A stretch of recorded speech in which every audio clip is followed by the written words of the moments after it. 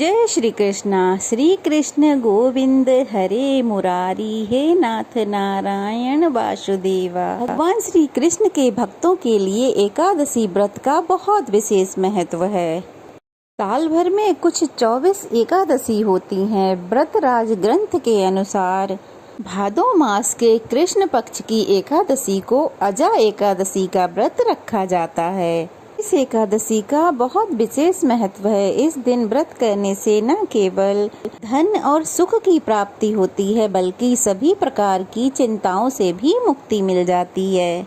तो चलिए आज के वीडियो में जानेंगे अजा एकादशी की तिथि, व्रत, मुहूर्त और पारण विधि के बारे में। तो वीडियो को पूरा देखिएगा बिना स्किप किए, और अगर नए हैं तो चैनल को सब्सक्राइब कर लीजिएगा। भादो महीने के कृष्ण पक्ष में जो एकादशी आती है उसे अजा एकादशी, और शुक्ल पक्ष में जो एकादशी आती है उसे परिवर्तनी एकादशी या जल झूलनी ग्यारस कहते हैं। अजा एकादशी की व्रत कथा सत्यवादी राजा हरिश्चंद्र से जुड़ी हुई है। राजा हरिश्चंद्र अपनी प्रजा से बहुत प्रेम करते थे और अपनी प्रजा को बहुत खुश रखते थे। उनके राज्य में चारों ओर खुशहाली रहती थी। समय बीता, जब राजा का विवाह हुआ तो राजा को एक पुत्र रत्न की प्राप्ति हुई। राजा हरिश्चंद्र अत्यंत वीर और पराक्रमी थे। एक दिन राजा ने अपने वचन को निभाने के लिए अपने पुत्र और पत्नी तक को बेच दिया, और राजा खुद भी एक चांडाल के सेवक बन गए। तब गौतम ऋषि ने राजा को इस संकट से निकलने का उपाय बताया। राजा ने ऋषि गौतम के कहे अनुसार अजा एकादशी का व्रत रखा और विधि विधान से पूजन किया। अजा एकादशी के व्रत के प्रभाव से राजा हरिश्चंद्र के पिछले जन्म के सभी कर्मों का, पापों का प्रायश्चित हो गया, और उन्हें उनका खोया हुआ परिवार और राजपाट फिर से मिल गया। इसलिए सभी उपवासों में अजा एकादशी का उपवास सबसे श्रेष्ठ बताया जाता है। कहते हैं कि अजा एकादशी का व्रत रखने वाले भक्तों को सभी पापों से मुक्ति मिल जाती है। एकादशी का व्रत रखने वाले व्यक्ति को आहार, विहार और अपने चित्त पर संयम रखना आवश्यक होता है। इस बार अजा एकादशी का व्रत सर्वार्थ सिद्धि योग में रखा जाएगा। एकादशी की तिथि प्रारंभ होगी 28 अगस्त बुधवार मध्य रात्रि 1:20 से, और एकादशी की तिथि समाप्त होगी 29 अगस्त गुरुवार मध्य रात्रि 1:37 पे। इसलिए इस बार केवल 29 अगस्त को ही अजा एकादशी का व्रत रखा जाएगा। सभी गृहस्थजन और वैष्णव जन एक ही दिन उपवास रखेंगे।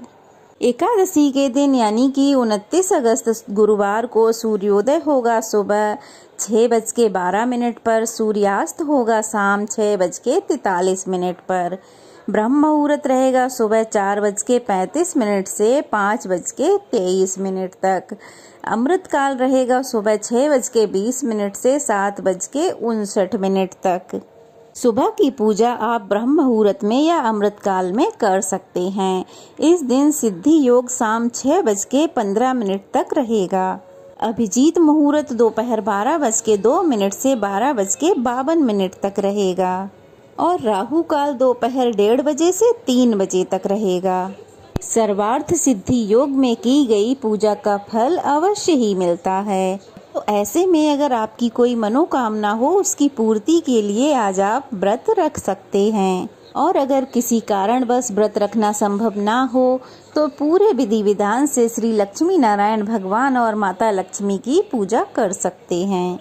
द्वादशी तिथि प्रारंभ होगी 29 अगस्त गुरुवार को मध्य रात्रि 1:38 से, और समाप्त होगी 30 अगस्त शुक्रवार को मध्य रात्रि 2:25 पे। 30 अगस्त शुक्रवार को यानी कि व्रत पारण के दिन सूर्योदय होगा सुबह 6:12 पर, और सूर्यास्त होगा शाम 6:42 पर। ब्रह्म मुहूर्त रहेगा सुबह 4:36 से 5:24 तक। इस दिन पुनर्वसु नक्षत्र शाम 5:55 तक रहेगा। उसके बाद में पुष्य नक्षत्र प्रारंभ हो जाएगा।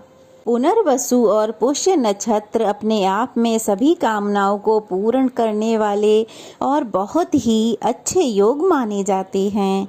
ये नक्षत्र बहुत ही शुभ माने गए हैं। इनमें किया हुआ सब काम सफल होता है। तो अगर आप कोई नया काम शुरू करने का सोच रहे हैं तो इस समय में आप अपना काम शुरू कर सकते हैं। और राहु काल जो कि अशुभ मुहूर्त है तो सुबह 10:30 से 12 बजे तक रहेगा। इस समय में आप कोई भी शुभ कार्य ना करें। तो चलिए अब जान लेते हैं हरिवासर का समय कब तक है और व्रत पारण कब करना है। हरिवासर का समय 30 अगस्त शुक्रवार को सुबह 7 बजे तक रहेगा। 7 बजे के बाद हरिवासर का समय समाप्त हो जाएगा। तो इसके बाद ही आपको अपने व्रत का पालना करना है। एक बात का आपको विशेष ध्यान रखना है कि अगर निर्धारित मुहूर्त में व्रत का पालन नहीं किया जाता है तो इसका दोष लगता है। व्रत का पारण आप कर सकेंगे 30 अगस्त को सुबह 7 बजे से 10:25 तक।